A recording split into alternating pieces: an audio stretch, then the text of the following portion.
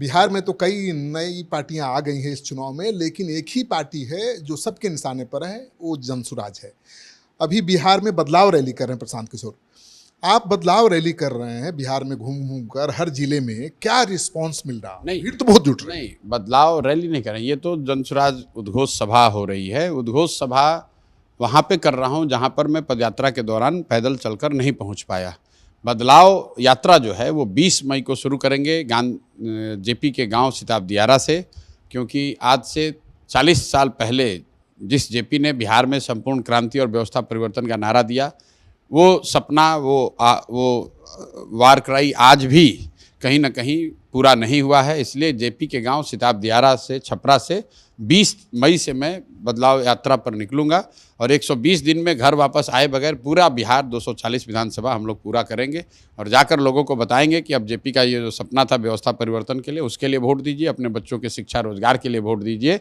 और ये जो जितने फर्जी समाजवादी और जेपी के चेले पिछले 30-35 साल से बिहार पर कब्जा करके बैठे हुए हैं, इन सबको उखाड़ कर फेंकिए। अब हर जिले में जा रहे हैं, आपकी रैली हो रही है, अच्छी भीड़ जुट रही है, लेकिन क्या भीड़ वोट में तब्दील होगी?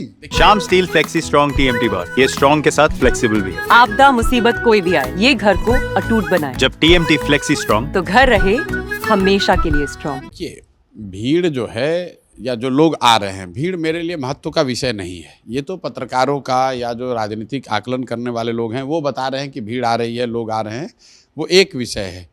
मेरा जो विषय है, मैंने पदयात्रा के दौरान भी 50 आदमी, 100 आदमी, 10 आदमी के साथ भी बैठ के मैंने सभा की है। मुख्य बात यह है कि उनको विषय बताया जाए कि बिहार की ये दुर्दशा है क्यों और इससे निकलने का रास्ता क्या है। रास्ता एक और एक मात्र है जो हम लोग बता रहे हैं। भीड़ चाहे छोटी हो या बड़ी, मैं भाषण एक ही देता हूँ, एक ही संकल्प दिलाता हूँ कि जिन नेताओं ने बिहार को लूटा है, बर्बाद किया है, वो तुम्हारे जाति का हो या धर्म का, गाँव का हो या दल का, उसको वोट मत दो। और अगली बार अगर सुधार चाहते हो तो एक बार वोट अपने बच्चों के शिक्षा और रोजगार के लिए दो। यही संकल्प, यही मंत्र, यही रास्ता बता रहे हैं, 2-2.5 साल से बता रहे हैं। वो चाहे 10 लोग के बीच में बताएं या 10,000 लोगों के बीच में बताएं। जहाँ तक लोगों के भीड़ का जो सवाल है, लोग इसलिए आ रहे हैं कि मैं बार बार कह रहा हूँ कि मेरा अपना आकलन है कि बिहार में एक बहुत बड़ा वर्ग, करीब 60% से ज़्यादा लोग बिहार में बदलाव चाहते हैं। वो चाहे राजद के समर्थक हैं, भाजपा के समर्थक हैं, जदयू के समर्थक हैं, बदलाव सब चाहता है, किसी भी जाति का है, किसी भी वर्ग का है। अब बदलाव के तौर पर वो जनसुराज को वोट देता है कि नहीं, ये विषय बहस का, विवाद का, आकलन का हो सकता है। लेकिन बिहार में बदलाव सब चाहते हैं, लालू नीतीश के राज से छुटकारा सब चाहते हैं। सब चाहते हैं कि बिहार में भी शिक्षा रोजगार हो, बिहार में भी विकास की बात हो, बिहार भी अन्य राज्यों की तरह विकास की दौड़ में शामिल हो। इसको लेकर कहीं कोई किंतु परंतु नहीं है। और कहीं ना कहीं जो भीड़ आ रही है वो उसी बात का द्योतक है, क्योंकि वो लोग आकर देख रहे हैं, जांचने परखने का शायद ये उनका प्रयास है कि क्या जनसुराज वो विकल्प हो सकता है, क्या जनसुराज में वो ताकत है, वो शक्ति है, जनसुराज में वो शुद्धता, ईमानदारी है जिस पर कि वो भरोसा कर सकते हैं। इसीलिए इतनी संख्या में लोग आ रहे हैं और ये भीड़ आपको बड़ी बड़ी होती हुई दिखेगी। लेकिन समाजशास्त्री कर रहे हैं कि ये चुनाव प्रशांत किशोर, तेजस्वी यादव जैसे युवा नेताओं के लिए बड़ा अपॉर्चुनिटी है। हाँ बिल्कुल, हमारे लिए अपॉर्चुनिटी नहीं है, ये बिहार की जनता के लिए बहुत बड़ी अपॉर्चुनिटी है कि 30-35 साल से जो एक राजनीतिक बंधुआ मजदूरी रही है, जहां जानते बूझते हुए, जानते हैं कि नेता गलत है, फिर भी लालू के डर से भाजपा नीतीश और नीतीश भाजपा के डर से लालू को आप वोट देते रहे हैं। इन नेताओं ने आपके 2 पीढ़ियों का एक्सप्लॉयटेशन किया है क्योंकि आपके पास विकल्प नहीं था। अब जनता के पास ये अपॉर्चुनिटी है, उनके पास एक ईमानदार सशक्त विकल्प है। अगर वो चाहें तो वो अपनी राजनीतिक बंधुआ मजदूरी खत्म कर सकते हैं, बिहार में नई व्यवस्था बना सकते हैं। और अगर वो नहीं अपनी गलती सुधारेंगे तो बिहार में जो दुर्दशा है वो जारी रहेगी, उनके बच्चों का तकदीर नहीं सुधरने वाला है। अब निर्णय जनता के हाथ में है। अगले 4-5 महीने सब लोग प्रयास करें, हम लोग भी प्रयास कर रहे हैं, जनता को निर्णय लेने दीजिए। नीतीश कुमार और मोदी ने एक नया चुनावी एजेंडा सेट कर दिया है। नीतीश कुमार 20 साल के कामकाज का बुकलेट छपवा रहे हैं, घर घर बंटवाएंगे। मोदी ने आतंकी हमला को बड़ा मुद्दा बनाने की कोशिश कर रही है, जाति जनगणना हो गया, कहा जा रहा है मास्टर स्ट्रोक है एनडीए का, कैसे इस लोग? चलिए, हर चुनाव में हर दल को अपना मास्टर स्ट्रोक चलने का अधिकार है। कोई कहेगा कि प्रशांत किशोर पैदल चले हैं, ये उनका मास्टर स्ट्रोक है। कोई कहेगा कि बुकलेट छपवा रहा है, कोई वो मास्टर स्ट्रोक है। तेजस्वी यादव जाति की बात कर रहे हैं, लबनी उठा रहे हैं, ये उनका मास्टर स्ट्रोक है। हर लोकतंत्र में सबको अपना प्रयास करने का अधिकार है। जहाँ तक आतंक और आतंकवाद की बात है तो वो राष्ट्र का मामला है, वो बिहार का मामला नहीं है।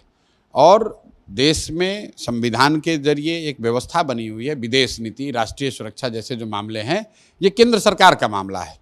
जनता ने केंद्र में सरकार को चुनकर बैठाया है और इस विश्वास से बैठाया है कि इन मामलों को वो सही तरीके से हैंडल करेंगे। देश की संसद है, उसमें पक्ष विपक्ष दोनों ही लोग हैं और उनके पीछे देश की पूरी जनता खड़ी है। ये स्टाइल का मामला है, रूपा फ्रंटलाइन। संसद, देश की संसद जो निर्णय लेगी राष्ट्रीय सुरक्षा के मामलों में, पूरा देश उसके साथ खड़ा होगा। लेकिन वो अलग विषय है। और बिहार में बच्चों को रोजगार कैसे मिले, बिहार में भ्रष्टाचार कैसे खत्म हो, भूमि सर्वे में हो रहा जो राजस्व विभाग के द्वारा उगाही है वो कैसे रुके, नीतीश कुमार जो मानसिक शारीरिक तौर पे थक गए हैं उनके जगह नया मुख्यमंत्री कौन बने, ये निर्णय बिहार को करना है, अपने राज्य के भले के लिए करना है। उसका पहलगांव में हुई आतंकी घटना से कोई लेना देना नहीं है। पहलगांव में जो आतंकी घटना हुई है, बिहार का हर एक बच्चा उस घटना के विरोध में खड़ा है, सरकार और सदन के निर्णय के साथ खड़ा है। लेकिन वो बच्चा ये भी चाहता है कि वो देश की सरकार उसको हैंडल करे, लेकिन बिहार की सरकार जो है वो तय करे कि हमारे बच्चों को यहाँ रोजगार, पढ़ाई कैसे हो, पलायन कैसे रुके, भ्रष्टाचार कैसे खत्म हो। आरजेडी के लोग पाकिस्तान जिंदाबाद के नारे लगा रहे हैं। देश का कोई बड़ा नेता पाकिस्तान के खिलाफ बोलना नहीं चाहता। क्या भारत के मुसलमान पाकिस्तान परस्त हैं? नहीं, सारे लोग बोल रहे हैं। आरजेडी के लोग क्या बोल रहे हैं, आरजेडी का जो कैरेक्टर है उस दल का वो सबको मालूम है। ममता बनर्जी कहाँ बोल? ममता बनर्जी नहीं बोल रही जाके, मुझे ऐसा नहीं लगता है कि ममता बनर्जी पाकिस्तान के खिलाफ नहीं बोलेंगी। अगर उनको बोलने की ज़रूरत होगी, देश का हर एक व्यक्ति जो इस देश से प्यार करता है, पाकिस्तान हो, चाइना हो, जो भी देश विरोधी ताकतें हैं उसके खिलाफ वो बोलेगा। तो मैं ये नहीं कहूँगा कि कोई राजनीतिक दल पाकिस्तान के समर्थन में खड़ा है। कोई अगर उनका कार्यकर्ता या कोई उसने इस तरह की गलती की है तो उस पर कार्रवाई होनी चाहिए, दल को भी संज्ञान लेकर उसको हटाना चाहिए।